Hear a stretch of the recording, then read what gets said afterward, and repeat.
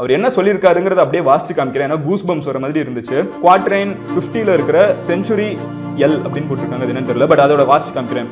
From the peninsula where 3 seas meet, 3 கடல் சேர்ற அந்த சங்கமத்திலிருந்து comes the ruler to whom Thursday is holy. ஒரு தலைவன் வந்து, ஒரு மன்னன் வந்து, வியாழன் வந்து புனிதமான நாளா இருக்கிறவன் வந்து ஒருத்தன் உருவாவான். His wisdom and might all nations will greet. அவனோட சிந்தனைகளையும் அவனோட தைரியத்தையும் வந்து எல்லா நாடும் வந்து பாராட்டுவாங்க. To oppose him in Asia will be folly.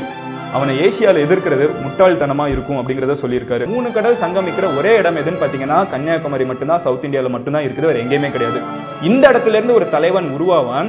அவன் உருவானதுக்கு அப்புறம் வந்து இந்த மொத்த உலகமே அவனோட தைரியத்தையும் பார்த்து எல்லாத்தையும் பார்த்து அமைதியாவாங்க. அவன் இந்த மொத்த உலகத்துக்கும் தலைவன் ஆவான். த இம்மார்டல் ரூலர் அப்படின்னு இவனுக்கு ஒரு பெயரும் கொடுக்கிறாரு. இது அவரே சொந்த வார்த்தையில எழுதின ஒரு விஷயம். நம்ம நாட்டுக்குடி தான் உயரத்துல பறக்க போகுது. இது நடக்கும்.